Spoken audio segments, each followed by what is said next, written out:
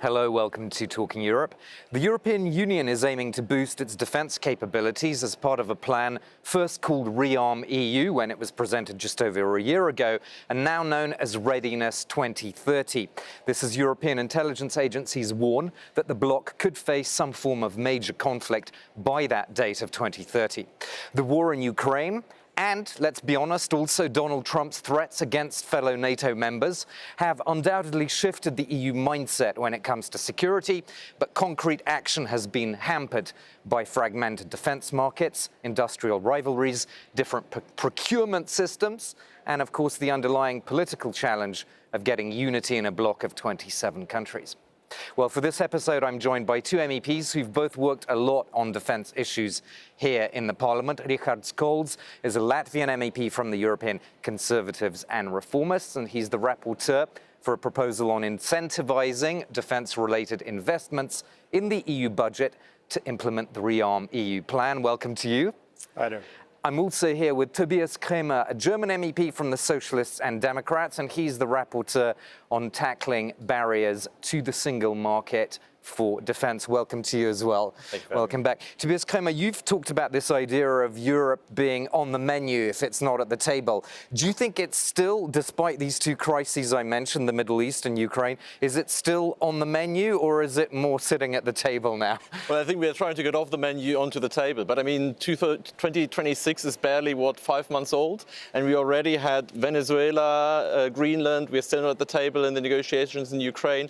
And we now have the Iran war where we suffer consequences even though we didn't want this war. And as a European, I do then ask myself, like, why do we have all these crises and we are still the second biggest economy in the world? Why don't we get our weight to bear? And this is exactly what we are trying to do. The problem is that we had in Europe is that for too long we considered defense and security somebody else's problem. We kept it out of the European market, out of the European integration, and now we are paying a price. We're paying a price politically when we are not at the negotiating table, militarily, when not just Ukraine, but our troops get their kit too little and too late, and we are paying the price financially when we are paying up to a prime of 30% according to the Minister report for the defense goods we are getting, just because we don't do it together. We do it in a fragmented way. This is why we finally have to get serious about defense in the European Union. We need a defense union. Your thoughts on that same question, Richard Scholz? Is the EU still punching below its weight geopolitically in defense, do you think? Well, again, when it comes to defense and security, of course, we can speak on the EU level initiatives, but when it comes to defense and security, we usually look from the optics from the NATO. A majority of EU member states are also NATO member states, and there is a long-standing, well, maybe not legally binding, but still commitment on defense expenditure that has been ignored for, I would say, several decades. And I would argue that for far too long, European NATO member states have lived on peace dividends. Somewhat, looking, as my colleague said, someone will always protect us and provide the security umbrella. This realization is suddenly kind of disappearing, and realization that we need to step up on our defense capabilities, readiness as well. And I would say that this term, Parliament, and both Commission as well, for the first time defines defense and security as anchoring the competencies at the EU level, because it was a taboo. Defense expenditure or anything security related to be funded from the EU's central budget. It wasn't even at the bureaucratic level, but even at the banking sector. Loans were not given if you are related in any way to the defense industry and so on. So this is what we can see for the past 2 years. A tectonic shift in policy making and understanding where we are and what needs to be delivered. So that we have several initiatives already delivered, the mini defense omnibus. That is for the current MFF, where we give the flexibility for member states. Because I have to remind, defense-related initiatives is exclusive competence for member states, what they will procure on strengthening the defense capabilities. But Europe can give incentives to strengthen the defense industry, military mobility. We have far too long bottlenecks across Europe. NATO is saying that we have 400,000 high readiness troops that can be deployed within 30 days. But then again, if we look at the regulation within the EU, to get one, let's say, cargo from one member state to another takes up to 30 to 40 days. So this is something that where we're also pushing to reduce the red tape for military mobility within Europe. You've been talking about these same bottlenecks, haven't you, Tobias Kremer, in the context of the fragmented defense market? Maybe give us a few examples of that. I mean, like I saw it myself before I was elected. I was a diplomat in the German Foreign Office, and I was actually responsible for the Baltic countries.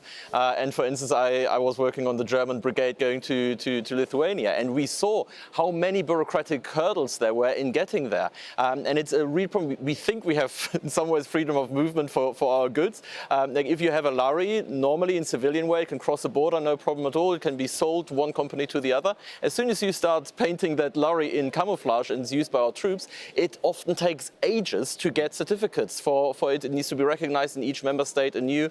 And that's simply absurd within the European Union. We have 27 separate defense markets, we have little bonsai armies, and it's not just inefficient, it's costly, and in the end what we see right now in Ukraine and in other parts of the world, it can even be deadly if we can actually not deliver and if we don't have common norms and standards. But you can't really have a quantum leap because, as your colleague just said, it is ultimately a national competence, defense. Defense, yes, but we can do a lot already on the common market area. When we talk about industrial regulation, there's a lot of what that the EU can already do. Or one thing that I'm very much in favor is, once again, if we talk about NATO, and absolutely, NATO does the operational parts very, very well.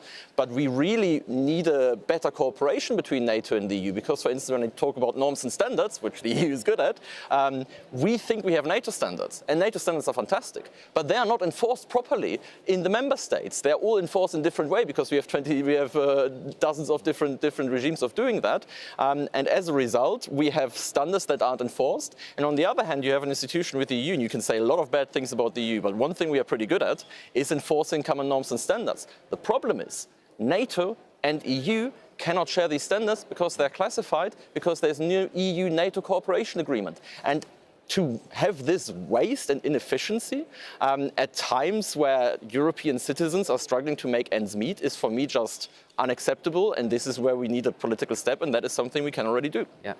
Gerhard Scholz, of course, the regulation that I mentioned at the beginning that you were working on, it's very interesting because it's trying to bring synergies between different European instruments, including cohesion policies, research and innovation, and so on. So it's about doing things better together rather than spending more money.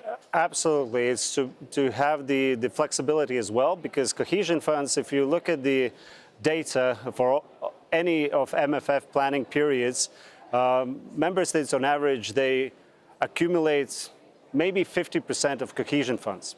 They don't have the capacity to do that, and then it's just left out because that money doesn't go for the next MFF. It ends, and then it's a new political negotiations. So now you give the flexibility for member states to use the EU funds for defense-related initiatives, crucial ones like Connecting Europe Facility, rebuilding bridges, roads, and etc., rail connections. And in this way, you ease the national burden on budget, because, let's say, Eastern flank countries, we have been for long delivering on NATO commitments. Latvia, for example, right now we already stand 4.7% GDP on defense. On top of that, we also give 0.25% for Ukraine as well. And now, of course, I mean, it's hard to explain the society that, look, we have to still borrow international markets in order to facilitate roads, rail, when there is option to use the cohesion funds that hasn't been allocated, earmarked for these initiatives that are related to defense, to military mobility and counter mobility as well.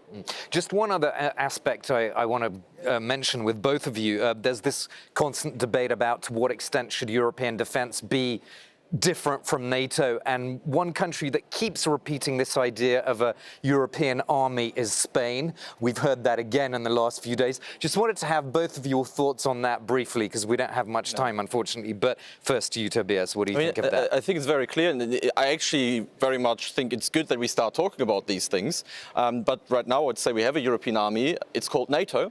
But what we have to really understand is that NATO has to become much more European in order to stay transatlantic. And if in that way, that is a path to actually strengthening the European pillar of NATO, that is all good. But I really think that the key here is, how do these institutions work better together? Because at the moment, they really aren't. And that is the really big part of the problem. So I think we need to strengthen European defense. We need a real European defense union. We just had a report with 50 members of the European Parliament pushing for that.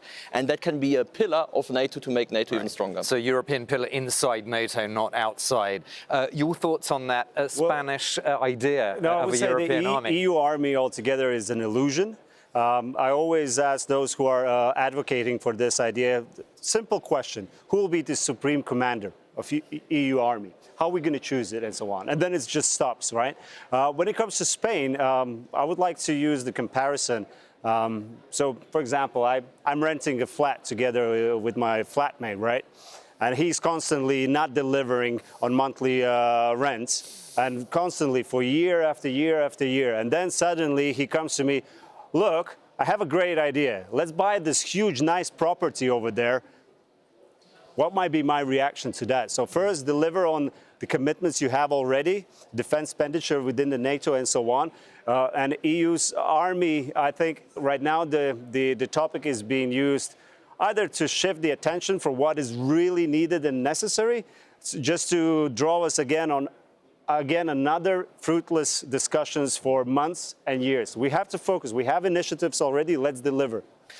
Let's end on that note. Thank you so much to both of you, Tobias Kremer and Richard Scholz, for this Talking Europe episode about European defense and its future in an uncertain world. Glad you could join us here on Talking Europe on France 24.